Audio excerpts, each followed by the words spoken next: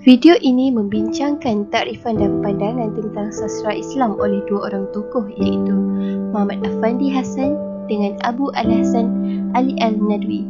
Kedua-dua orang tokoh ini yang mewakili dunia kesusastraan Melayu dan Arab telah berusaha menjelaskan pengertian sastra Islam menurut pandangan masing-masing.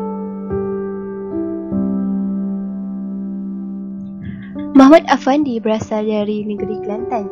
Beliau dilahirkan pada 9 Mac 1940. Beliau telah menyambung pengajian di peringkat ijazah sarjana di University of Essex 1977. Dalam bidang kesusastraan, antara buku Muhammad Afandi bertajuk Pendidikan Estetika daripada Pendekatan Tauhid yang telah diterbitkan 1992. Dalam bidang penulisan karya kreatif, Muhammad Afandi telah menghasilkan beberapa buah cerita pendek dan novel. Selain mendapat pengiktirafan daripada hasil tulisannya di dalam negara, karya beliau juga pernah menjadi pilihan di luar negara, Singapura. Penglibatan Muhammad Afandi secara aktif dalam usaha membawa kesusastraan Melayu ke arah jalan Islam. Pandangannya berkaitan sastra Islam bukan sahaja dilontarkan melalui teori semata-mata, tetapi lebih daripada itu, ia telah dipraktikkan dalam karya-karya kreatif nukilannya. Pandangan Muhammad Afandi berkaitan sastra Islam boleh dilihat secara jelas melalui bukunya berjudul Pendidikan Estetika daripada Pendekatan Tauhid.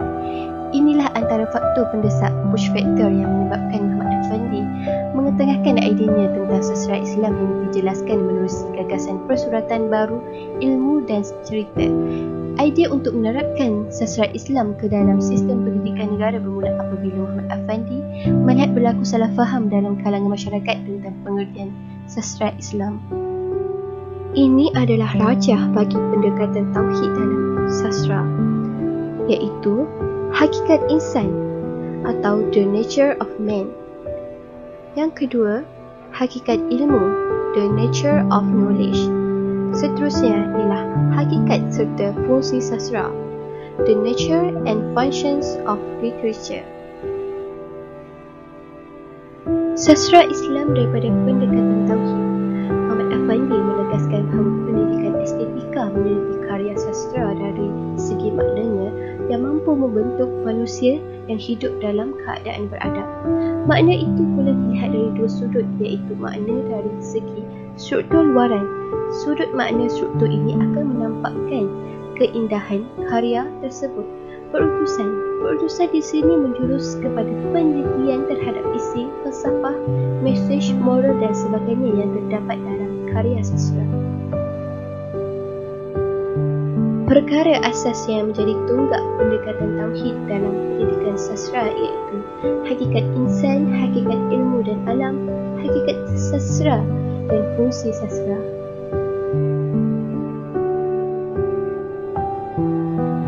Namanya Abu Al-Hasan Ali bin Ismail, dilahirkan pada tahun 260 Hadari. Al-Nadwi merupakan seorang pemimpin, pemikir, pendakwah dan dia juga seorang karyawan. Beliau dilahirkan di sebuah kampung bernama Takiyah Kilan.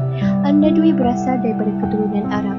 Pada awalnya, Al-Nadwi melanjutkan pengajiannya di Universiti Lahore pada bulan Ogos tahun 1927 dalam bidang kesusastraan Arab.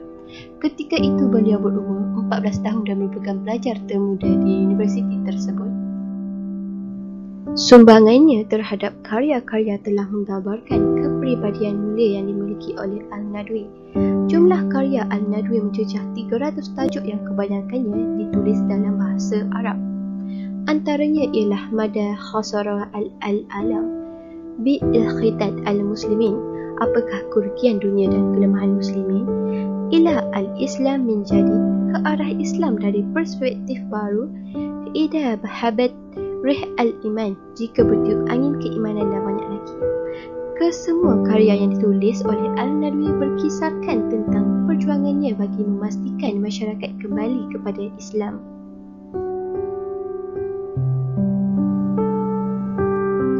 Hubungan sastra dengan kehidupan Al-Nadwi menjelaskan bahawa sastra adalah perumpamaan bagi kehidupan dan gambaran mengenainya. Sebenarnya, sastra juga dapat membantu dalam meningkatkan taraf hidup masyarakat dalam pelbagai sudut seperti sosial, ekonomi, pendidikan, politik dan sebagainya. Hubungan sastra dengan Islam. Al-Nadwi telah mengaitkan peranan bahasa Arab dalam memahami ajaran Islam. Tidak dapat dinafikan bahawa bahasa Arab memainkan peranan yang penting dalam proses penyebaran dakwah Islam. Al-Nadwi turut menjelaskan bahawa Islam bukan satu agama yang hanya semata-mata menumpukan aspek ibadat.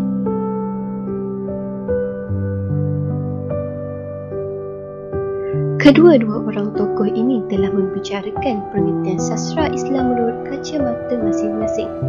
Mereka telah mengetengahkan beberapa aspek penting yang perlu diambil perhatian secara serius dalam penghasilan karya sastra Islam. Walaupun kedua-duanya hidup dalam dua buah benua yang berbeza, namun usaha Al-Nadwi dan Muhammad Afandi dalam mengetengahkan sastra Islam wajar dilihat sebagai satu usaha bersama yang diikat dengan tali akidah Islamiah. Dari satu sudut, usaha Al-Nadwi yang dilihat sebagai seorang tokoh yang hidup dalam dunia kesusastraan Arab amat bertepatan bagi memelihara kesusastraan tersebut daripada terus dipengaruhi oleh unsur atau ideologi yang bercanggah dengan Islam. Usaha Muhammad Afandi pula sebagai seorang penulis karya sastra dan pengkritik sastra Melayu menunjukkan bahawa dunia Melayu tidak ketinggalan dalam membincangkan perihal sastra Islam. Titik persamaan pendapat antara kedua-dua tokoh ini akan membuktikan bahawa tiada sebarang percanggahan perkara asas tentang sastra Islam kerana sumber dan asasnya adalah berdasarkan Al-Quran. Terdapat juga titik persamaan antara Muhammad Afandi dan Al-Nadwi tentang sastra Islam ialah seperti berikut: penekanan terhadap mesej atau putusan ilmu, hubungan antara sastra dengan kehidupan, pengiktirafan terhadap sastra klasik. Yang pertama, penekanan terhadap mesej atau perutusan ilmu. Kata-kata Al-Nadwi inilah antara cubaan yang menggambarkan para karyawan lebih mengutamakan permainan kata-kata dalam karya mereka. Mereka menjadikannya sebagai asas pengkaryaan mereka.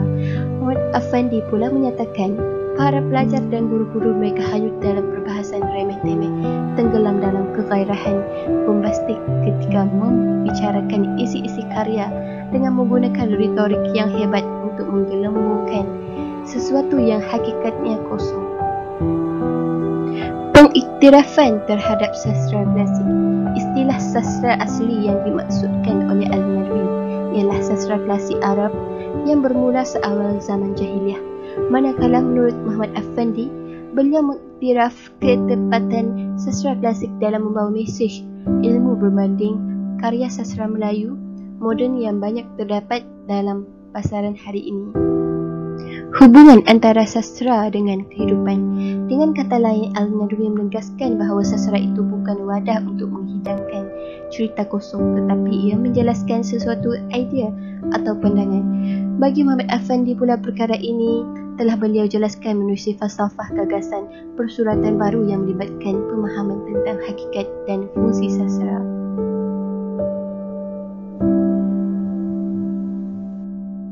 Secara jelas, walaupun faktor pendesak push factor yang menyebabkan kedua-dua tokoh ini memperjuangkan idea Islam agak berbeza, namun kedua-duanya memberi fokus terhadap peri pentingnya bagi para penulis karya untuk mengutamakan ilmu dalam karya mereka. Dengan kata lain, sastra Islam menitikberatkan mesej atau kandungan sesebuah karya sastra. Kesemua perkara yang ditekankan oleh sastra Islam mengarah kepada satu tujuan utama, iaitu mendekatkan